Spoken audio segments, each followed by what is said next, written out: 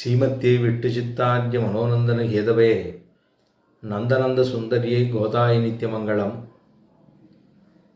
கர்க்கடே பூர்வபல்குன்யாம் துளசி கானனோத்பவாம் பாண்டிய விஸ்வம்பராம் கோதாம் வந்தே ஸ்ரீ ரங்கநாயிகாம்.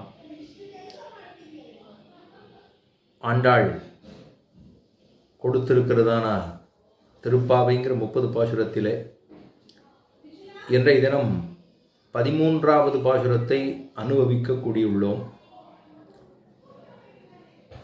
30லே 13, ஆனால் எழுப்பக்கூடிய பாசுரத்திலே 8வது பாசுரம்.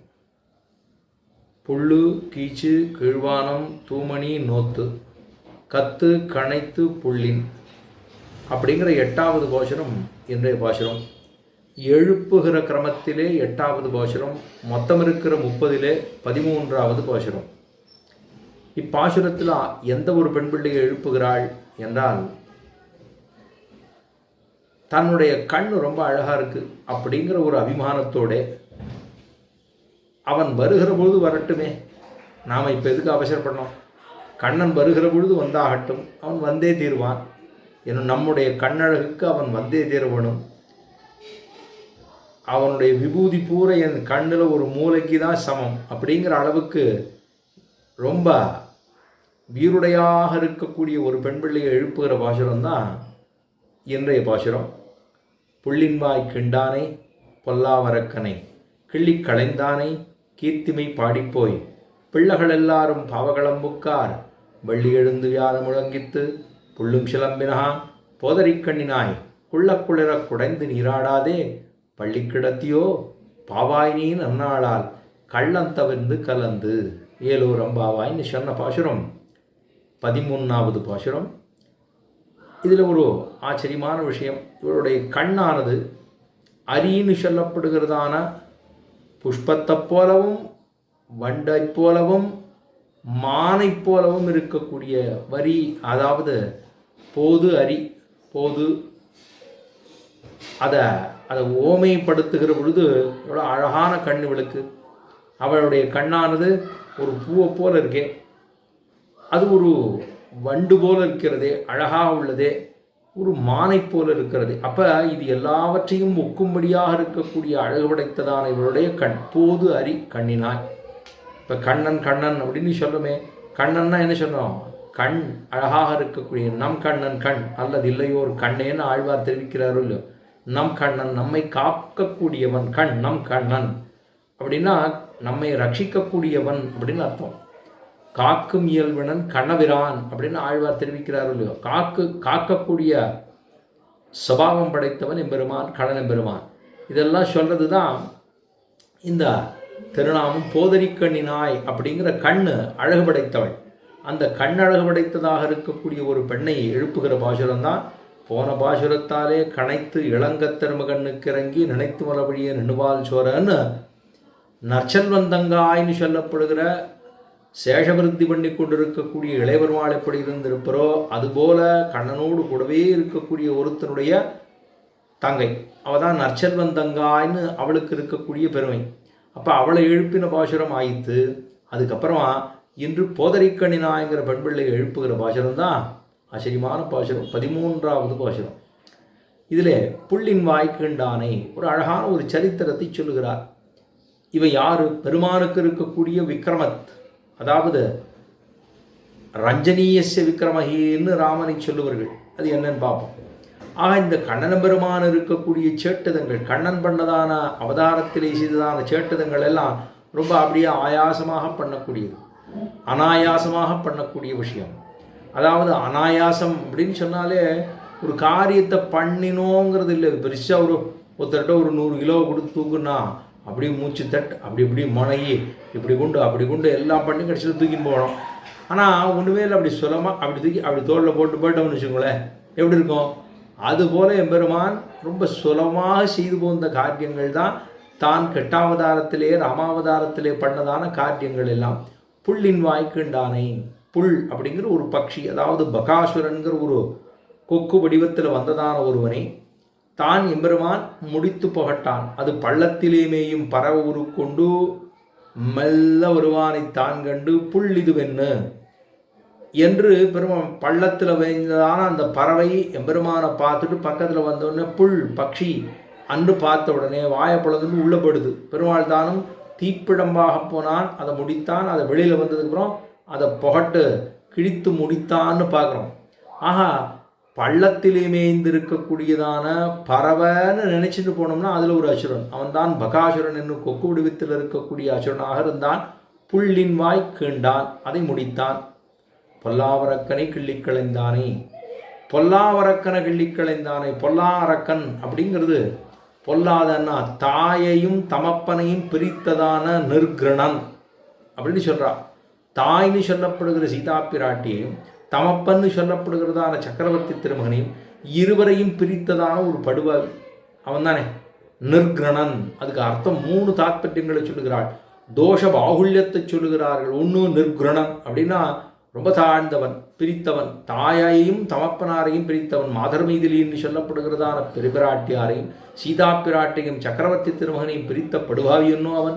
அப்போ பொல்லாவரக்கன் முதல்ல அது தோஷம், அதாவது அவன் இருக்கக்கூடிய நிர்கிரணன் அப்படின்னு சொன்னால் முதல்ல அர்த்தம் தாத்பரியம். ரெண்டாவது தோஷபாகுல்யம், அப்போ அவனுக்கு இருக்கக்கூடிய தோஷம் எவ்வளவு தோஷம்னா சொல்லி மாளாத அவ்வளவு அபச்சாரங்களை செய்து உள்ளான். அதனாலே தோஷபாகுல்யத்தை சொன்னது இரண்டாவது தாத்பரியம். மூன்றாவது, ரெண்டுக்கும் வித்தியாசம் இருக்கும் இல்லையோ. பொல்லாவரக்கன்னு சொன்னால் மற்றொருத்தன் நல்லவரக்கனும் உண்டே, ஆகையினாலே வித்தியாசப்படுத்தி சொல்லணுங்கிறதா பொல்லாவரக்கனை என்று சொன்னான். அப்போ பொல்லாவரக்கனாக இருக்கக்கூடியதான ராவணன் அவனை முடித்தது எம்பெருமான். பொல்லாவரக்கனை எப்படி முடிச்சாரான்னா அப்படியா அனாயாசமா கிள்ளிக்களைந்தான். அப்படி ஏதோ ஒரு கிட்டுறது, ஏதோ ஒரு இலைய எடுக்கிறோம், அதை அதை காம்பு போட்டு அப்படி கிட்டுறது, கிட்டிட்டோம்னா எவ்வளோ சுலபமாக வந்துடும். அது மாதிரி நான் எம்பெருமான் சண்டை போட்டதே அவ்வளோ சுலபமாக. அப்போ பொல்லாவரக்கனை கிள்ளிக்களைந்தானே கீர்த்திமை பாடி போய் முதல்ல கெட்டாவதாரத்தில் நடந்த விஷயத்தை சொன்னான். அடுத்தது உடனே ஸ்ரீ ராமாவதாரத்திலே வந்ததான விஷயத்தை சொன்னாள். அது முடித்தது ஒரு பகாசுரனை முடித்தது, இங்கே முடித்தது ஒரு அரக்கனை முடிச்சது. அதுவும் பொல்லாது, இதுவும் பொல்லாது. ஆனால் அது பட்சிங்கிறதுனால அதுக்கு தனியாக ஒரு அடைமொழி கொடுக்கவில்லை. இது இங்கே இவன் மனுஷனா ராட்சசனா புலஸ்யருடைய வம்சத்திலே வந்திருந்தாலுமே கூட அவனுடைய சுபாவத்தினாலே ராட்சச சுபாவத்தை படைத்திருந்தபடினாலே ராவணன் பொல்லா அரக்கன் சொல்கிற போதே பொல்லாது அப்படின்னு சொல்கிறோம். ஒரு குழந்தை ஏதோ ஒரு ரொம்ப படாப்படுத்துது, அம்பல் ஏறி தும்பல பாயுதுன்னோம்னா அந்த குழந்தை என்ன பண்ணும், பொல்லாது பிடிமோ. பொல்லாதுன்னா ரொம்ப பொல்லாது, வாய் துடுக்கு உண்ணும், கை துடுக்கு உண்ணும், பேச்சு துடுக்கு உண்ணும், இதெல்லாம் இருக்கிறதுனால பொல்லாதுமோ. ஏன் பொல்லாதுன்னா என்ன பண்ணிவிட்டாவா அப்படின்னா கொஞ்சம் சாமர்த்தியம் கூட இருந்திருக்கலாம் குழந்தைகளை சொல்கிற போது. ஆனால் இங்கே பொல்லா அரக்கன் அப்படின்னு சொன்னால் எத்தனையோ அபசாரங்களை பட்டானோ இல்லையோ, அசக்கியா அபசாரம் என்ன நானாவித அபசாரங்களையும் செய்தானே அவன். ஆகையினாலே பொல்லாவரக்கன் அப்படின்னு சொன்னான். இது ஆழ்வார் திருக்குறுந்தாண்டக சொல்லும் முன்பொலாவிராவனந்தன் முதுமதியிலங்க வேவித்துன்னு தெரிவித்தார். திருக்குறுந்தாண்டகத்திலே திருமங்கை ஆழ்வாருடைய பாசுரம், இதெல்லாம் திருவஞ்சன காலத்தில் செய்யக்கூடிய பாசுரம் இல்லையோ. முன்பொலாவிராவனந்தன் முதுமதில் இளங்க வேவித்து அன்பினால் அனுமன் வந்து ஆங்கடியினை பணியனன்னார்க்கு என்பலாம் உருகிக்கிட்டு என்னுட நெஞ்சம் என்னும் அன்பினால் ஞான நீர் கொண்டு ஆட்டுவன் அடியினேனேன்னு பாசுரம் இல்லையோ. அப்போ ஞான நீர் கொண்டு ஆட்டுவன் அடியினேனே, பெருமாளுக்கு தேவாளுக்கு இப்படியெல்லாம் கைங்கரியம் பண்ண வேணும் என்று நினைக்கிறேன், பாவிக்கிறேன், செய்கிறேன் அப்படிங்கிறது முன் பொலாவிராவணன். அதே போல் பொல்லாவரக்கன், அதே போல் கொல்லவரக்கி, மற்றொரு இடத்துல கொல்லவரக்கின்னு சூர்பனகை சொல்கிறோம். அதே போல் இவனை பொல்லாவரக்கன்னா விபீஷணர் இருக்கானோ இல்லையோ, விபீஷணை எப்பேற்பட்டவன்னா விபீஷணாஸ்து தர்மாத்மா, ரொம்ப நல்லவன் அவன், ரொம்ப தர்மமே தர்ம சிந்தனையே உருவெடுத்தவன். ஒரே குடும்பம், தாயார் தோப்பனார் ஒன்று, ஆனால் பிறக்கிற குழந்தைகள் எத்தனை வித்தியாசத்தோடு இருக்குது. 4 குழந்தை பிறந்தா 4 ஒரே மாதிரி இருக்கா? ஒன்று ரொம்ப பொல்லாதாக இருக்குது, ஒன்று மிதமாக இருக்குது, ஒன்று சுமாராக இருக்குது, ஒன்று ஓஹோன்னு இருக்குது, எல்லாம் ஒன்று வித்தியாசமாக இருக்குது. ஆனால் தாயார் தோப்பனார் என்னவோ ஒன்று தான். ஆனால் அவர்கள் இருக்கிற இருப்புன்னு சொன்னால் ஒன்று பக்திமானாக இருக்குது, ஒன்று பக்தி ஸ்ரத்தையே இல்லாமல் இருக்குது, ஒன்று ஓஹோன்னு இருக்குது, ஒன்று ஓன்னு இருக்குது. அப்போ எல்லாம் மாறி மாறி இருக்கும் இல்லையோ. என்ன செய்யலாம் அப்படின்னா அவரவர்களுடைய கர்மத்தினுடைய அடிப்படையாகவே அவர்கள் பிறந்து போகிறார்கள்னு சொல்கிறோம். அத்தனை தூரம் பொல்லாவரக்கன்னு சொன்னால் அவனுடைய விக்கிரமத்துக்கு ஆழங்கால் படாதவர்கள் தான் யார்? ரஞ்சனீயஸ்ய விக்கிரமைகின்னு சொல்லுகின்றோம். இவனுடைய ஆள் பிடிக்காதவனா உகவாதார்கள் வந்தாலும் இவனுடைய குணத்தாலே உகக்கும்படி இருக்கிறான் என்பருவான். உகவாதாரையும் உகக்க வைக்கிறக்கூடியதான விக்கிரமை அவனுக்கு இருக்கக்கூடிய விக்கிரமத்தை என்ன எப்படி இருக்குன்னா, உகவாதார் பிடிக்காதவர்களை கூட அவர்களும் இவனுடைய குணத்தை கொண்டாடும்படி என்னோ இவன் இருக்கிறான். கோன்வஸ்மின் சாம்பிரதம் லோகே குணவான் அப்படின்னு ஆரம்பிச்சார் இல்லை வால்மீகி பகவான். அப்படி ஒரே குடும்பம்தான், 3 பேர் எம்பெருமானிடத்தில் 3 பேர் ஆழங்கால் பட்டார்கள். ஒரே குடும்பத்தில் இருக்கிற 3 பேர், ஒன்று அண்ணா, ஒன்று தம்பி, ஒன்று தங்கை, 3 பேர். இப்போ ராவணன் பாருங்க, எம்பெருமானுடைய வீரத்துக்கு தோற்றான், இலக்கானான். எம்பெருமானுடைய சக்கரவர்த்தி திருமகனுடைய வீரத்துக்கு தோற்றவன், இலக்காய் போய் மடிந்து போனவன் இராவணன்.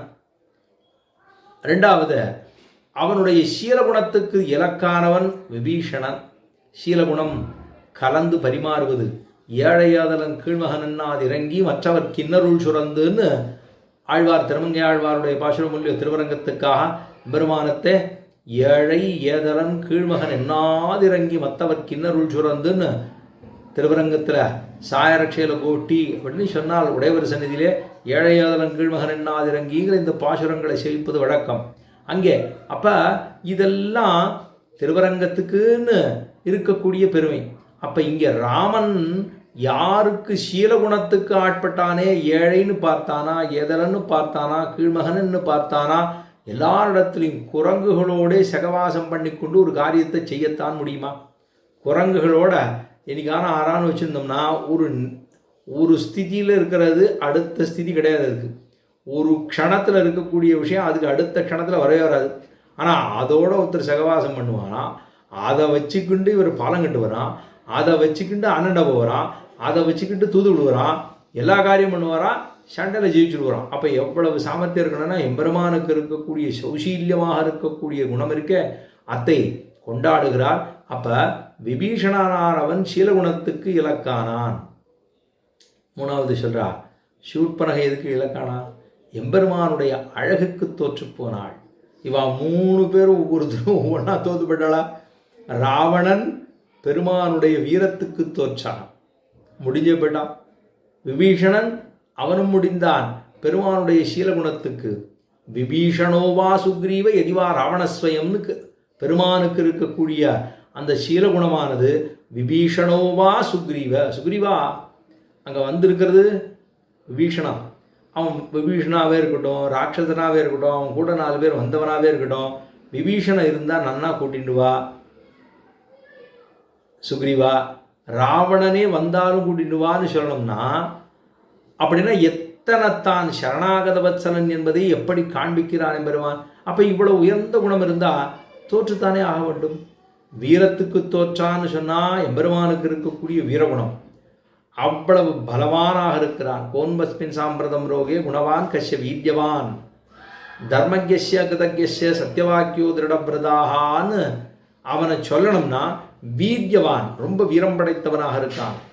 அந்த மராமரங்கள் எம்பெருமான் விட்டா, நான் சுக்ரீவன் சொன்னான், இந்த மரம் இருக்கு பத்தியா, இந்த மரத்தில் எங்கள் அண்ணன் வாலியிருக்கானே, ஒரு அம்பு விட்டானா பிச்சுட்டு போகும் எல்லாம் அப்படின்னு சொன்னால், இதை நீ பிச்சுடுவியா? அந்த மாதிரி செய்வியா? நீ ஒரு அம்பு கொடுக்குறேன், அதை விட இந்த மரத்துக்குள்ளே போயிட்டு வரணும் அப்படின்னா இதே செஞ்சோம்னா வாலிக்கு சமம் தானே சொல்லுவான். சரி நானும் விடுறேன், மரத்துக்குள்ளே போகிறது, அம்பு போகிறது, போயிட்டு வருது வந்துடுதுன்னா அப்போ இவன் வாலிக்கு சமமாக ஆவானே தவிர அவனை விட உயர்ந்தவன் என்று சொல்ல மாட்டானே அவன். சரி மேற்கொண்டு இல்லை அதுலேயும் சேர்த்து விடுன்னு சொன்னானா, அதெல்லாம் வேண்டாம். பார்த்தார், ஒரு அம்பு எடுத்தார், விட்டார், மராமரமேழ் துளைத்தான். ஒரே விடு விட்டது தான் 7 மரம் போச்சு. அப்பதானே எம்பெருமானுக்கு இருக்கக்கூடிய சக்தி, அவனுக்கு இருக்கக்கூடிய வீரியம், அவனுக்கு இருக்கக்கூடிய பராக்கிரமம் இதெல்லாம் தெரியணும் இல்லையோ. புள்ளின் வாய் கீண்டது ஒரு பக்கம் சின்ன குழந்தையா, அதுக்கப்புறம் பெருசாக போனதுக்கப்புறம் இவன் பொல்லாவரக்கனகிள்ளி களைந்தானை கீர்த்திமை விஞ்ச, அதாவது ரஞ்சனீயஸ்ய விக்ரமைஹி என்ன அவனுடைய வீரத்துக்கு பல்லாண்டு வாழ வேணும். உகவாதார்கள் கூட அவனை உகக்கும்படியாக எம்பெருமான் தானும் தன காரியங்களை செய்து போகிறானே. அப்போ 3 பேர், ராவணன் தோற்றது ஒரு பக்கம், அவனும் தோற்று போனான். விபீஷணனும் தோற்றான். அவன் தோற்றான் மடிந்தான், இவன் தோற்றான் வாழ்ந்தான். அவள் அழகுக்கு தோற்று போனாள், மூக்கருவிட்டு போனாள். இவ்வளவுதான் நடந்தது. அவ கூட கொண்டாடுறான். என் மூக்கை அறுத்துட்டான்னு சொல்றத ஆறானும் ஆனந்தமா சொல்லுவார்களா? நான் என் மூக்கை நறுக்கினவன் ரொம்ப அழகா இருந்தான்னு ஆறான்னு சொல்லுவாளா? அழகா இருந்தாலே ஒண்ணுமே இல்லை, அவளை வச்சு ஈசிடுவோம் நம்ம. அவளுக்கு நமக்கு யாரையும் உயர்த்தியா செலவும் தெரியாது, யாரையும் புகழ்ந்து பேசவும் நமக்கு தெரியாது. அப்படி இருக்கிற போது நம்ம யாராலும் நம்மளை தொல்லை பண்ணிவிட்டானா அவளை யாராலும் கொண்டாட போறாளா? ஒருத்தர் கொண்டாட மாட்டா. அப்ப அவனை மூக்கருவிட்டு ரத்தம் சொட்டின்னு இருக்கு. அவள்கிட்ட போய் சொல்லிட்டு இருக்கான். இவன் யார் தெரியுமா? ரொம்ப அழகா இருந்தா ஒருத்தன். தருணோ ரூப சம்பன்னோ சுகுமாரோ மகாபலோ புண்டரீக விசாராட்சோ சிரகட்டாஜனாம்பரோ, இதெல்லாம் கொண்டாட்டம். எம்பெருமானுக்கு கொண்டாட்டம் என்னன்னா, தருணோ ரூபசம்பன்னோ சுகுமாரோ மகாபலோ புண்டரீக விசாலாட்சோ சீரகட்டாஜனாம்பரோ, எவ்வளவு அழகா இருந்தான். திருமேனி ரொம்ப மிதுன்னு இருந்தது, மிருதுவா இருந்தது, ரொம்ப அப்படியே மென்மையா இருந்தது, வீரமா இருந்தது, பராக்கிரமமா இருந்தது. கண்கள் அப்படியே விசாலமாக இருந்தது, செந்தாமர கண்ணை போல இருந்தது. மாந்தோல் மர உரிச்சென்று ஒருத்தன் இருந்தான் பாரு. அத்தனை அழகு. அந்த அழகன்தான் என்னுடைய மூக்கை கொய்தான். யாரான்னு சொல்லுவோமா? எத்தனை தான் அழகா இருக்கட்டுமே, வச்சு தள்ளிடுவோம் இல்லையா? அவளை ஒண்ணுமில்லைன்னு ஆக்கிடுவோம். அப்படி இருந்தாலோ அவள் அழகுக்கு தோற்று போனாள். அதனால அவன் அப்பேற்பட்டவன் கிள்ளி கிளந்தான கீர்த்திம பாடிப்போய், அவனுடைய பெருமைகளை எல்லாம் பாடிப்போய், பிள்ளைகள் எல்லாரும் பாவகளம்புக்கார். இது யாரை பற்றி சொல்லிருக்கா? ராமனை பற்றி சொல்றான். சக்கரவர்த்தி திருமகனை கொண்டாட வந்தது கிருஷ்ண சம்ஸ்லேஷத்துக்காக நோன்பு நோக்க ஆரம்பித்தவள். ஆரம்பிச்சா முதல்ல ஆச்சு திருவிக்ரமாவதாரத்தை சொல்லிட்டா. ஏன்னா திருவிக்ரமாவதாரம் ஸ்ரீ கிருஷ்ணாவதாரமும் ஒரே போல இருக்கும். இது ஊராய் தொட்ட அவதாரம், அது உலகமாய் தொட்ட அவதாரம், பிரபஞ்சத்தையே தொட்டதான அவதாரம். அது ரெண்டுக்கும் ஒற்றுமை இருக்கும் இல்லையோ? அவரும் அழகா இருப்பார், இவரும் அழகா இருப்பார். அப்ப அதுக்கு இருக்கக்கூடிய சாமியம் உண்டு. இப்ப அடுத்தது மனத்துக்கு இனியானை பாட ஒரு இடத்துல, அதான் புள்ளின் வாய் கிண்டான பொல்லாவரக்கன கிள்ளிக்கிழந்தான கித்துமை பாடிப்போய், பிள்ளைகள் எல்லாரும் பாவ கிளம்புக்கார். மனத்துக்கு இனியான கீழ்பாட்டோள் இல்லையோ? இப்போ அடுத்தது கீழே சொல்றா, இவன் கீர்த்திமை பாடிப்போய் எம்பெருமானுடைய பிரபாவத்தை எல்லாம் சொல்லி பாடிப்போய், பிள்ளைகள் எல்லாரும் வந்துருமா, நீ எந்திருந்துருமா அப்படின்னு கேட்டா, இல்லை பிள்ளைகள் எல்லாம் வந்துட்டாளன்னா, பிள்ளைகள் எல்லாரும் பாவை கிளம்புக்கா. எல்லா பிள்ளைகளும் வந்துருத்து.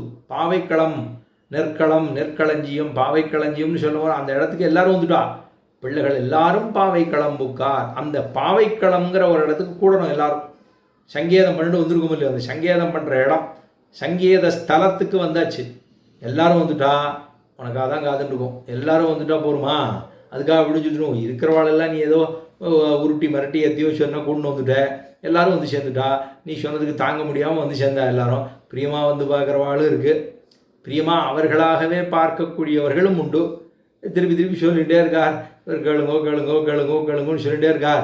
சரி சத்தம் அதை வச்சு விடுவோமே அப்படின்னு சொல்லிட்டு கேட்குறவாள் இருக்கோம் இல்லை? ஆனந்தமாக கேட்கக்கூடியவர்கள், ஏதோ அர்த்தம் ஏதோ புரியும்படியாக ஏதோ விஷயத்தை சொல்கிறான்னு கேட்குறவாளும் உண்டு. இல்லை ஏதோ சத்தான் அப்படின்னு கேட்குறவாளும் உண்டே அப்படின்னு சொல்லலாமான்னா பொதுவாக நடக்கிறது சொல்கிறேன். அதனால அப்போ பிள்ளைகள் எல்லாரும் பாவ, அதுக்காக அப்படின்னு அர்த்தமா என்று கேட்க, பிள்ளைகள் எல்லாரும் பாவகளம்புக்கார். வெள்ளி எழுந்து சுக்கரன் எழுந்துட்டார். வியாழம் உறங்கித்து அவர் சுக்கரன் எழுந்துட்டார்னா குரு அஸ்தமிச்சுட்டார். இது ஒரு காரணமா? வெள்ளி எழுந்துடுத்து வியாழம் அஸ்தமிச்சுன்னா இது ஒரு காரணமா? இந்த பெண் பிள்ளை கேட்குறா. ஏன்னா கண்ணு நன்னா இருக்கும் இல்லையோ?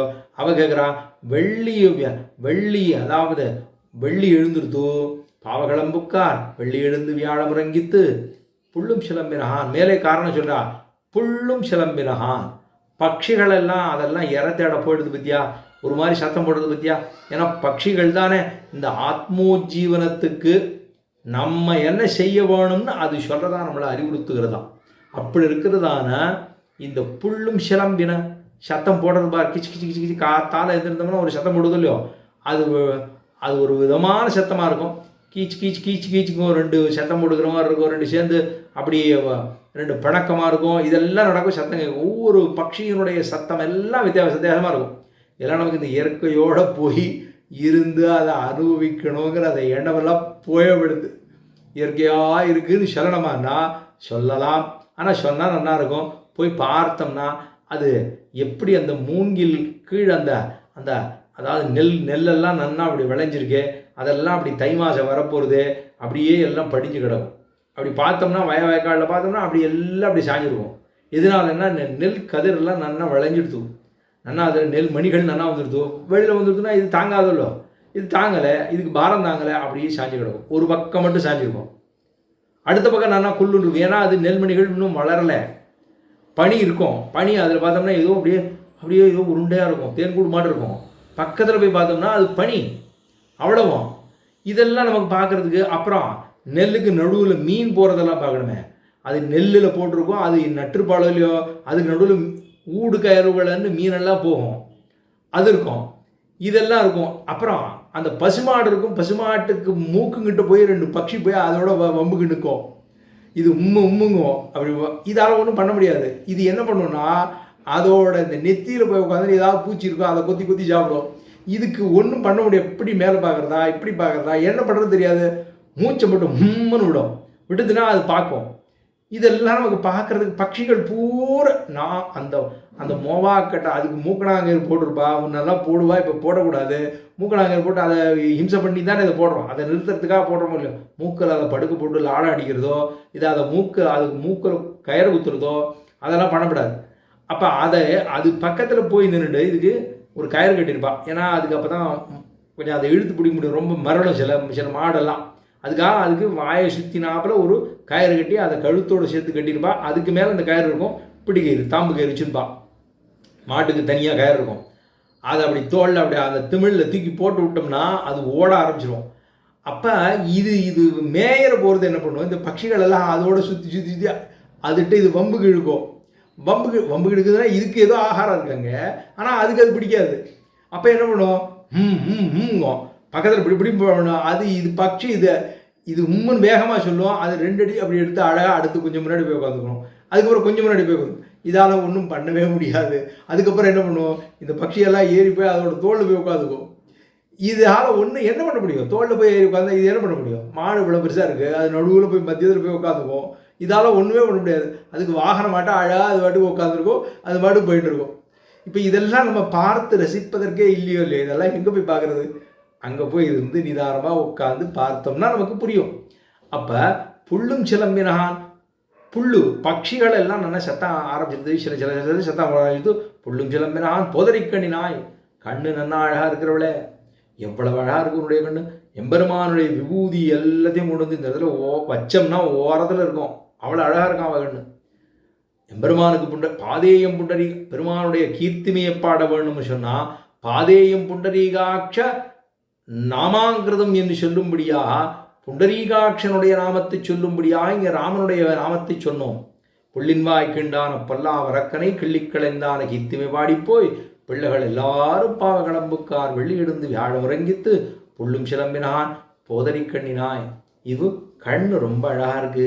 இந்த கண்ணுக்கு தோற்று எம்பெருமான் மரத்தானே செய்ய வேண்டும். கண்ணு எனக்கு இவ்வளவு அழகா இருக்கோ இல்லையோ, அவன் கண்ணை வரும்போது வரட்டும், வந்து பார்க்குறப்போ என் கண்ணு இவ்வளோ அழகா இருக்கு, அவன் என்னை பார்க்க மாட்டானே, நான் போகணுமா, அதெல்லாம் நான் ஒன்றும் போக மாட்டேன், அவனா வரட்டும் அப்படின்னு கிடக்கக்கூடிய ஒரு பெண் பிள்ளை தான் இந்த பெண் பிள்ளை. போதரிக்கண்ணினாய் புல்லும் சிலம்பினான் போதரிக்கண்ணினாய், குளிர குடைந்து நீராடாதே, குளிர குடைந்து நீராடாதே. நமக்கெல்லாம் விரகதாபம் எல்லாம் போக வேண்டாமா? இனிமே ஒரு கிருஷ்ண விஸ்லேஷம் என்பது ஏற்பட்டால் தாங்குமோ? நமக்கெல்லாம் ஆற்றாமை குளிர குடைந்து. நமக்கெல்லாம் எவ்வளவு இருக்கு, கண்ணனோட போய் சேர வேணும், சம்ஸ்லேஷிக்க வேணுங்கிற ஆசையோடு இருக்கிறோம். அப்படி இருக்கிற போது விஸ்லேஷம் தாங்குமா? நம்ம தனியாக அவனை விட்டுட்டு போக முடியுமா? குளிர குடைந்து நீராடாதே. அவனை விட்டுட்டு தனியாக நீ மட்டும் அவன் கடந்த கடனை அதை எடுத்து நீ மோந்து பார்த்துட்டு இருக்கிய. நீ அவன் கிடந்த கிடக்கை அந்த படுக்கையை போய் மோந்து பார்த்து கொண்டு இருக்கிறாயே, அறுவடையோ ஆயிடுது, நெல்லெல்லாம் கீழே கிடக்கு. நீ அறுவடையான போது நெல் கீழே கிடக்கிற நெல்மணிகளை பொறுக்கி நீ ஜீவிக்கிறாயோ அப்படின்னா என்ன அர்த்தம்? எம்பெருமானே இருக்கானே, அதை விட்டுட்டு நாங்கள்லாம் இருக்கிற போது நீ மட்டும் தனியாக இருக்கலாமா? எம்பெருமானோடு தனியாக அனுபவிக்கலாமா? அவன் கடந்ததான் அந்த படுக்கை எடுத்து மோந்து கண்டு கிடக்கிறாயே, நீ இது பண்ணலாமா? குளிர குடைந்து நீராடாதே. பள்ளி கிடத்தியோ நீ மட்டும் தனியாக அப்படி படுத்துட்டு இருக்கியே, இவ்வளோ ஒரு ஆனந்தம் அவனுக்கு, அவனோட சேர்ந்துட்டு அந்த படுக்கையை மோந்து கொண்டு கிடக்கிறாயே, உனக்கு இது தகுமா, நீ செய்யலாமா அப்படின்னா, இல்லை பண்ணக்கூடாது, நீ அது மாதிரி பண்ணக்கூடாது, கள்ளம் தவிர்ந்து கலந்து பகவத் அனுபவம் என்பது தனியாக பண்ணலாமா? ஏன்னா அதாவது சேஷின்னு சொன்னால் எம்பெருமான், சேஷபூதர்கள்லாம் நம்மெல்லாம். சேஷியை போய் நீ ஒழிச்சு வைக்கலாமா? சேஷபூதர்களை ஒழித்து வைத்தால் சேஷியனிடத்திலே கேட்கலாம். சேஷியே நீ ஒழித்து வச்சுட்டு இருக்கேன்னா யாரை போய் கேட்கறது? நொந்துக்கவோ அவனும், நொந்துக்கத்தானே வேணுதுக்கு, நம்ம என்ன பண்ண முடியும்? அதனால நீ என்ன பண்ற, நீ எம்பெருமானோடு தனித்து அனுபவிக்க வேண்டியதான அனுபவம் வேண்டாம். பகவத் அனுபவம் என்பது எல்லோருமாக சேர்ந்து அனுபவிக்க வேண்டுமே தவிர நீ தனியாக பண்ணக்கூடாது. கள்ளம் தவறு. பகவத் அனுபவம் என்பது தனியாக அல்ல, அது ஆத்மாபகாரணம். அப்படி பண்ணினா அதுக்கு என்ன கள்ளம் தவறு? கள்ளம் தவறுனா என்ன அர்த்தம்னா, கிம்தேன நகிருதம் பாவம் சோரேன ஆத்மாபகாரிணா, ஆத்மாபகாரம் பண்ணுவதற்கு சமம். நீ நான் எனது என்று சொல்லிக்கொண்டு நீ தெரிந்தாயானால், எப்படி நான் எனக்கு சொந்தமானவன் நீ சொல்லையானா அதுக்கு என்ன அர்த்தமாறுது? கள்ளம். ஆத்மா என்னுடையதல்ல, எம்பெருமானுக்கு சேஷவிருத்தி பண்ணுவதற்காக இருக்கக்கூடியது இது. அது தெரிஞ்சுருக்கணுமா இல்லையா? அப்ப ஆத்மாவை போய் நீ என்ன நினைச்சுக்கிற, சுவாதந்திரியம் சுதந்திரன் அப்படிங்கிற நினைவோடு இருக்கிறாயே. அப்படி இருந்தா அது இந்த ஆத்மாவுக்கு தான் அழகா சொரூபமானா அது சொரூபமே அல்ல. இதுதான் ராமானுஜருக்கும் குரத்தாழ்வானுக்கு இருந்ததான இந்த பிணக்கே அதுதானே நடந்தது. அதாவது ஜீவாத்மா அவனுடைய சொரூபம், அது ஞாதிருத்தம் அப்படின்னு சொல்லி எம்பெருமானார் சொல்லுகிறார். குரத்தாழ்வான் எழுதிட்டுருக்கார் சீபாஷத்தில் ஒரே எழுதுகிற பொழுது, சேஷத்துவமா ஸ்வரூபம் ஞாதிருத்தமா, ஜீவாத்மாவனுடைய ஸ்வரூபம் சேஷத்துவமா ஞாதிருத்தமானா, ஞாதிருத்தம்னு எழுது. ஜீவாத்மா ஞானமுடையவன் தான், அதில் ஒன்றும் குறையில்லை, ரொம்ப ஞானமுடையவன், அந்த ஞானத்துக்கு குறையே இல்லாதவன். ஆனாலும் ஞானம் எல்லாம் மழுங்கி கிடக்க. ஏன் மழுங்கி கிடக்குன்னா, இது பாபம், அனாதிகாலமாக இருக்கக்கூடிய பாபங்கள் எல்லாம் போட்டு சுத்தின்னு இருக்கு. கர்மா பூரா சுத்தின்னு இருக்கோ. மாணிக்கமானது எப்படி சாக்கடைக்குள்ளே விழுந்ததென்னால் அதனுடைய ஒளி வெளியிலே தெரியாமல் கிடக்கிறதோ, அதுபோலத்தான் ஆத்மாவானது ஞானமயனாக இருக்கக்கூடியவன் இவன். ஆனால் ஞானமே இல்லாமல் மந்தமாக இருக்கும். ஏன் இருக்கும்னா, அது கர்மா பூரா இவனை அமுக்கி அடிக்கிறது. இதை தான் உதைத்து கொண்டு வெளிவந்தவர் நம்மாழ்வார் ஒருத்தர் தான். பராங்குஷம்னு சொல்லப்படுகிறதான இவர், பரம் அப்படின்னு சொல்லப்படுகிறதான பிற மதங்களுக்கு அங்குஷம் போட்டவர்னு ஒரு அர்த்தம். மற்றொன்று, இவரை என்னன்னு சொல்கிறோம், இவர் அந்த வாயுவை உதைத்து கொண்டு, அந்த வாயு வந்து அதாவது கர்ப்பவாசம் பண்ணிட்டு இருக்கும்போது அதுக்குள்ள இருக்கக்கூடியதான வாயுவை உதைத்து கொண்டு தானும் வந்தபடியினாலே ஞானம் முழுக்க ஞான விகாசத்தோடே எப்பொழுதும் இருந்தார்னு பார்க்குறோம். நம்மாழ்வாருக்கு அப்பேற்பட்டதான ஒரு பெருமை உண்டோ இல்லையோ. அந்த வாயு மூடி நடுத்துனா அது ஞானத்தை எல்லா குழந்தையும் அப்படியே ஞானத்தோடு தான் இருக்குமா. ஆனால் இந்த வாயுவானது வந்து அப்படியே மூடி நடுத்துனா அந்த கர்மத்தினுடைய அடிப்படையாலே முழுசாக அதோட ஞானத்தை மழுங்கடிச்சிரும். கீழே வந்து பிறக்கும்போது தலைப்புற வந்து விழுந்தால் ஞானமே இல்லை, சுத்தமாக இல்லை. ஆனால் அவருக்கு பராங்குஷம் என்று சொல்லப்படுகிறதான நம்மாழ்வாருக்கு இருந்ததான அவ்வளோ உயர்த்தி என்ன தெரியுமா, ஞானத்தோடையே வந்து பிறந்தபடியினாலே அவ்வளவு உயர்ந்தவர் ஞானம். ஆனால் கள்ளந்தவிருந்து கலந்துன்னா இந்த ஜீவாத்மா எம்பெருமானுக்கு சொத்துங்கிற நினைவோடு இருக்க வேண்டும். இதை விட அது இல்லை, நான் எனக்கு சொந்தம்னு சொன்னேன்னா அதுதான் கள்ளம். அதனால பகவானுக்கு எல்லாரோடும் சேர்ந்து கூட வேண்டும், ஆனந்தப்பட வேண்டும் என்று இருக்க வேண்டும். இதை விட தனியாக இருப்பது அப்படிங்கிறது இல்லையோ.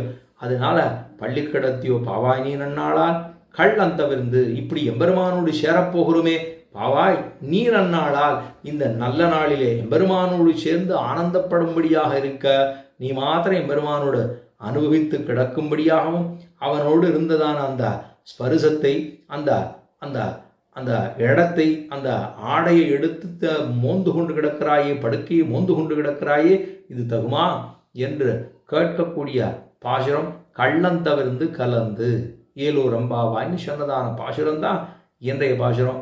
ராமனுக்குன்னு இருக்கக்கூடியதான பாசுரம் இல்லை. பொல்லாவரக்கன கள்ளி களைந்தான கீர்த்தம பாடி போய் ஸ்ரீராமன் ஸ்ரீ திருவரங்கத்தில் எம்பெருமானுடைய சந்நிதி, ஸ்ரீ ராமர் சந்நிதி, கோதண்டராமர் சந்நிதின்னு பெரிய சந்நிதி. சந்திரபுஷ்கரணிக்கு அருகாமையிலேயே பரவதவாசல், அதாவது வடக்கு கோபுர வாசல் வழியாக தாயார் சந்நிதியிலேருந்து உள்ளே வந்தோம்னா இங்கே நேராக கம்பர மண்டபம் நேராக பார்த்தோம்னா மேட்டழகி சிங்கருக்கு அன்னண்ட பக்கமான தாயார் சந்நிதி மண்டபம் எல்லாம் உள்ளே போகும். அதுக்கப்புறம் இன்னட வந்தோம்னா கருத்துறை மண்டபம் அப்படின்னு பேர். கருத்துறை மண்டபம்னு இருக்குது. அங்கே தான் ஒரு கிட்ட சந்நிதி இருக்குது. எதிர்த்தாப்புல பக்கத்திலே பார்த்தோம்னா பெரியவாச்சான் பிள்ளை 4000க்கும் வியாக்கியானவருடையதான பெரியவாச்சான் பிள்ளையினுடைய சந்நிதி உண்டு. அங்கே ஆச்சரியமான சந்நிதி அங்கே உள்ளது. பெருமான் இருக்கார் அங்கே. அத்தனை ஆச்சரியமாக இருக்குது. அது முடிஞ்ச உடனே அந்த மண்டபம், அதாவது அந்த மண்டபம் வெளியிலேருந்து கருத்தர மண்டபத்திலேருந்து கொஞ்சம் வெளியில் வந்தோம்னா வேதாந்த தேசிகனுடைய சந்நிதி என்னென்ன பக்கம் உண்டு. வெளியில் வரும்பொழுது வாசுதேவ பெருமாளுடைய சந்நிதி உண்டு. 5 குழி 3 வாசல்னு கீழே பார்த்தோம். அதனால் லட்சுமி நாராயண பெருமாள் அந்த இடத்துல ஒரு பாத நடவாதம் உண்டு. வலதுகை பக்கம் பார்த்தோமேயானால் தன்வந்தரியினுடைய சன்னதி, இடதுகை பக்கம் பார்த்தோமேயானால் சந்திரபுஷ்கரணி, அங்கே புன்னமரம் உண்டு. அங்கிருந்து நேராக பார்த்தோம்னா பர்வத வாசல் தெரியும், மண்டபம் இருக்கும். பர்வத வாசல் இரண்டு பக்கம் போனோம்னா அப்படியே வெளியில் போயிடலாம். அறுபடால் வாசல், கருட சன்னதி போயிடலாம். இந்த பக்கம் வந்தோம்னா மணல்வெளி. அந்த மணல்வெளிக்கு கடைசியிலேயே, அதாவது கிட்டத்தட்ட வடகிழக்கு பகுதியில் இருக்கக்கூடியதான ஆச்சரியமான சந்நிதி தான் கோதண்டராமருடைய சந்நிதி. அந்த சந்நிதியிலே பெருமாள் நன்னா அஜானுவாக பெரிய திருமீனியோடு கோதண்டத்தை பிடித்து கொண்டு சீதா பிராட்டி என்ன, லக்ஷ்மணன் என்ன, ஹனுமார் என்ன, இவர்களோடு அப்படி பக்கத்தில் சேவிக்கலாம். அவ்வளவு உயர்ந்த திருமீனியோடு எழுந்துள்ள இருக்கார். உள்ளுள்ளார் இருக்கா குலசேகர ஆழ்வாருடைய சந்நிதி. அது குலசேகர பெருமாள் தானே ராமனுக்குன்னு அவதரித்த ராமாவதாரத்தை கொண்டாடினதான ஆழ்வார் உண்டோ அப்படின்னா அது குலசேகர ஆழ்வாரும். இருளுதிய சுடர்மணிகள் மேற்கு நெத்தி இனத்துத்தி அணிவர ஆயிரங்களார்ந்தான்னு பாசுரங்கள் 105 பாசுரங்களாக பெருமாள் திருமொழியின் மங்களாசனம் இருக்காரோ இல்லையோ, அந்த ஆழ்வாருடைய சந்நிதி குலசேகர பெருமாளுடைய சந்நிதி உண்டு. அதுக்கு பக்கத்தில் போனோம்னா ஆண்டாள் சந்நிதி, பரவந்தநாதர் சந்நிதி சொல்கிறோம். அப்புறம் மணல்வெளியிலே வந்தோம் என்னால் அங்கே கீழப்பட்டாபிராமர் சந்நிதின்னு இருக்குது. பட்டாபிராம சந்நிதி பட்டாபிராம திருக்கோலத்தில் இருக்கார். இது கீழப்பக்கத்தில் மணல்வெளியோடு ஒட்டி இருக்கின்றபடினாலே கீழப்பட்டாபிராமர் சந்நிதி உண்டு.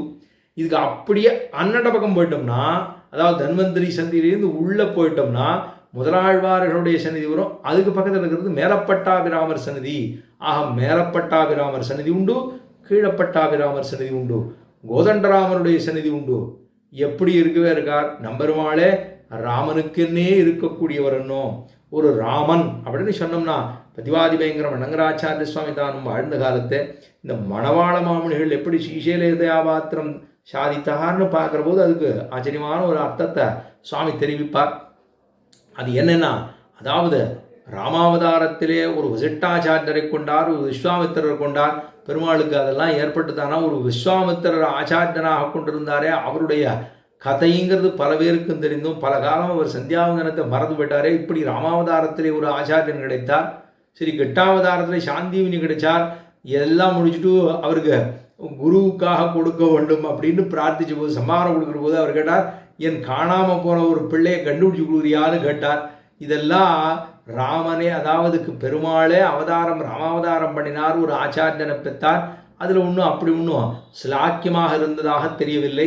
ஒரு கிட்டாவதாரத்திலே சாந்திவினியை ஆச்சாரியனாக கொண்டார், அதுலேயும் ஒன்றும் வசதியாக இருந்ததா தெரியல. ஆனால் இந்த குறையெல்லாம் திறவேதானும் எம்பெருமான் தானோ. நம்பெருமாள் அப்படின்னா அவரே ராமனுக்கு பிரதிநிதி என்னோ, ராமனுக்கு பிரதிநிதி நம்பெருமாள், கண்ணனுக்கு பிரதிநிதி பெரிய பெருமாள். அந்த நம்பெருமாள் தானோ மணவாள மாமுனிகள் ஆச்சாரியனாக கொண்டார் அப்படிங்கிற பெருமை உண்டு இல்லையோ. அதனால அங்கெல்லாம் குறை இருந்தது. திரேதாயுகத்திலே குறை உண்டு, துவாபர யுகத்திலே குறை உண்டு.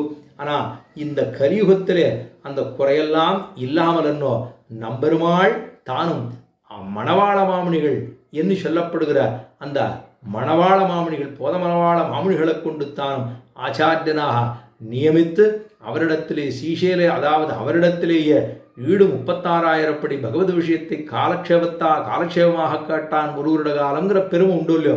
அப்போ கடைசியாக தான் ஆச்சாரியருக்கே தனியனே சமர்ப்பித்தான்னா ஸ்ரீசைலேச தயாபாத்திரம் தீபக்தியாதி குணான்னம் விதீந்திர பிரவணம் வந்தே ரமஜாமாதரம் முனிம் அப்படிங்கிற தனியனை சமர்ப்பித்தாரே. அப்படின்னா ஸ்ரீசைலேச தயாபாத்திரம், ஸ்ரீசைலர் அப்படின்னு சொல்லப்படுகிற திருவாய்மொழியினுடைய கிருபைக்கு பாத்திரபூதராக ஸ்ரீசைலேச தயாபாத்திரம் தீபக்தியாதி குணார்ணவம் பரம பக்தி ஞானபக்தி வைராக்கியங்கள் உயர்ந்ததாக இருக்கக்கூடியதான அந்த ஆச்சாரியரே தீபக்தியாதி குண அர்ணவம் கடல் போல பெருகிருக்கக்கூடிய பக்தி என்ன, ஞானம் என்ன, வைராக்கியம் என்ன, இதோடு சேர்ந்திருக்கக்கூடியதான ஸ்ரீசைலேஷ தயாபாத்திரம் தீபக்தியாதி குணார்ணவம் யதீந்திர பிரவணம். யதீந்திரர் ராமானுஜர், யதீந்திர பிரவணர் மணவாள மாமுனிகள், யதீந்திரரே எல்லாமாக அவரிடத்திலேயே சரணாகதி புக்கபடியாகத்தானும் பெருமாள்கிட்ட சரணாகதி பண்ணுறவர் உண்டு, புருஷகாரமாக பற்றி கொண்டு சரணாகதி பண்ணுறவா உண்டு. ஆனால் ஆச்சாரியரே எல்லாம் அப்படின்னு சொல்லப்படுகிறதான உயர்ந்த திருவுள்ளத்தோட சரமபர்ம நெட்டையிலே இருந்தது போலவே எம்பெருமானாரிடத்திலேயே சரணாகதி அனுஷ்டித்தாரே அந்த ராமானுஜர் யதீந்திர பிரவணராக யதீந்திர பிரவணம் வந்தே ரம்யஜாமாதரமுனி, ரம்யஜாமாதிருமுனின்னு அவருக்கு திருநாமம். மணவாள மாமணிகளுக்கு ரம்யஜாமாத்ருமுனி, அழகிய மணவாளன் அப்படின்னு சொன்னது. அவருக்கு அழகிய மணவாளன் உண்டு, நம்பெருமாளுக்கு அழகிய மணவாளன் உண்டு, உறையுள்ள இருக்கிற பெருமாளுக்கு அழகிய மணவாளன் உண்டு. இப்போ இந்த அழகிய மணவாளன் அப்படின்னா சுந்தர ஜாமாதா ரம்ய ஜாமாத்ரு, இவர் முனி, அவர் அழகிய மணவாளன். அப்போ முனின்னு சொன்னால் யாமுனமுனி நாதமுனி என்ன, யாமுனமுனி என்ன, அதே போல் ராமானுஜமுனி என்ன, ரமஜாமாதிருமுனி என்ன என்று சொன்னோம்னா எல்லாருக்கும் சம்பந்தம்.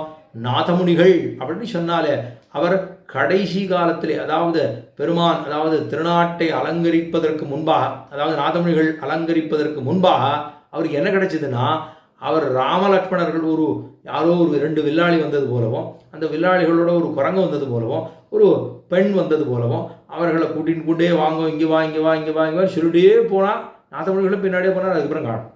இப்படி தான் அவருடைய சரம அதாவது கடைசி காலம் இருந்தது. இது ஒரு பக்கம். இது நாதமுனிகளுக்கு. யாமுனமுனிகளுக்கு அப்படின்னு சொன்னோம்னா, யாமுனமுனி என்று சொன்னாலே அது ஆளவந்தான்னு சொல்லப்படுகிறதான யாமுனாச்சாரியர். அவருக்கு சம்பந்தம் எப்படி இருந்ததுன்னா, அது இளைய பெருமாள்னு சொல்லப்படுகிறதான ராமானுஜமுனுடைய சம்பந்தம். அவர் தான் ஆம் முதல்வன் இவன் என்று தத்தேத்தி என்று இவர் அனுகிரகம் பண்ணார். இவர் யாரு அப்படின்னா, இவர் இளைய பெருமாள். இளைய பெருமாள் அதாவது அனந்தகா பிரதமம் ரூபம் லக்ஷ்மணஸ்து ததப்பரம் திருதீயா பலபத்ரஸ்து கலவு ராமானுஜஸ்ததான்னு சொல்லும்படியாக இவர் பலராமன், ஒருத்தர் ராமன், மற்றொருத்தர் பலராமன். இப்போ எல்லாம் எழுது. அப்போ அனந்தகா பிரதமம் ரூபம் முதல்ல தான் தன்னுடைய சொரூபமாக ஆதிசேஷனாக இருந்தார். ரெண்டாவது பார்த்தோம்னா அவரே இளைய பெருமாளாக, அவரே பலராமனாக, அவர் கடைசியாக இந்த அவதாரத்தில் யாராக அவதரித்தார் என்னார், அது கலவு ராமானுஜஸ்ததான்னு சொல்லும்படியாக அவர் ராமானுஜராகவே அவதரித்தார்னு பார்க்குற முடியும். அப்போ யாமுனமுனின்னு சொல்லப்படுகிறதான அவருக்கும் இவருடைய சம்பந்தம், ஆச்சாரியனுடைய சம்பந்தம் அவருக்கு, சிஷ்யனுடைய சம்பந்தம் இவருக்குன்னா, இவர் தான் அவருடைய 3 விரல்கள். அதில் கையில் இருக்கக்கூடிய 3 விரல்கள் ஒன்று ஒன்றா என்னென்ன சீவாசம் பண்ண வேண்டும், அதாவது பராசருடைய திருநாமத்தை இட வேண்டும், அதே போல் நம்மாழ்வாருடைய திருநாமத்தை இட வேணுங்கிற ஆசையெல்லாம் ஒன்று ஒன்றா அவரே நிறைவேற்றி கொடுத்தான்னு சொன்னான். இவர் மூலமாக அவருக்கு ஏற்பட்டது அப்படிங்கிற பெருமை உண்டு. ராமானுஜர் அப்படின்னா அவரே தானும் ராம அனுஜன் அப்படிங்கிற அவருக்கு ராமனுடைய சம்பந்தம். அப்படின்னா பலராமானுஜன் சொன்னா ராம அனுஜன், ராம அனுஜன், ராமானுஜன்னா இளையாழ்வான். அந்த இளையாழ்வானுடைய அவதாரமாகவே அவரே ஆதிசேஷன், அவரே இளையாழ்வான், அவரே பலராமன், அவரே ராமானுஜன் சொல்லப்படுகிற பெருமை உண்டு. அதுக்கப்புறம் கடைசியாக ரமஜாமாதிருமுனின்னு சொல்லப்படுகிறதான இவருக்கு நம்பெருமாளுடைய சம்பந்தத்தோட அவருக்கே ஆச்சாரியங்கிற பீடமாக அவர் அமைந்திருந்தான்னு சொன்னார். ரமஜாமாதிருமுனிம் அப்படின்னு சொல்லி முடித்தாரே என்னால். அப்போ பொல்லாவரக்கனகிள்ளி கலந்தான கித்தும பாடிப்போய் அப்படின்னு சொன்னால் இந்த ராமனுக்கு இருக்கக்கூடியதான பெருமை. ஆகையினாலே அந்த ராமனுடைய சந்நிதி எங்கே சந்நிதின்னு சொன்னால் நம்பெருமாளே ராமன், அவனே கொடுத்ததோ அவனே கொடுத்தான். ராமனாலே பூசிக்கப்பட்டதான பெரிய பெருமாள் அவரே இங்கே விபீஷணன் கொடுத்துட்டார், அவர் இங்கே இருக்கார். அதே போல் நம்பெருமாளே ராமன், ராமனுக்கு பிரதிநிதி. அந்த ராமனிடத்திலே பிரார்த்தித்தது யாருன்னா அது இளைய பெருமாள்னு சொல்லப்படுகிறதான ராமானுஜமுனி. அவரிடத்துல சரணாகதி அனுட்டித்தாரோ இல்லையோ, ராமனிடத்துல கேட்குறார். இவர் யாரு? இவர் தான் இளைய பெருமாள். ஏன்னா இவர் தான் ராமானுஜர், இவர் தான் பலராமன், இவர் தான் ஆதிசேஷன். இவரே அவர்கிட்ட கேட்குறார், சரணாகதி பண்ணுறார். இதெல்லாம் ஒரு நாடகத்தை போல இவர்கள் எல்லாம் முன்னாடியே எல்லாத்துக்கும் ஒத்து அப்படின்னு பார்த்து சொல்லிக்கிறாளோ இல்லையோ, ரிஹர்சல்னு சொல்கிறாளோ இல்லையோ, மேலே எல்லாம் பார்த்து தான் மேலே கீழே வச்சுருக்கா. வந்துட்டு நான் இப்படி பண்ணுறேன் அப்படின்னு சொல்லிட்டு எல்லாம் பண்ணி முடிச்சுட்டா. எதற்காக?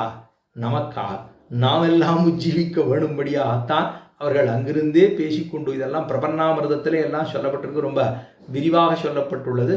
அப்புறம் வல்லார் வாய் கொண்டு அத்தை கேட்டு தெரிந்து கொள்ளுக அப்படிங்கிற இந்த கோட்டியிலே விண்ணப்பம் பண்ணி மேலே சொல்ல வேண்டிய அர்த்தங்களை அடுத்த நாள் பார்க்கலாம்.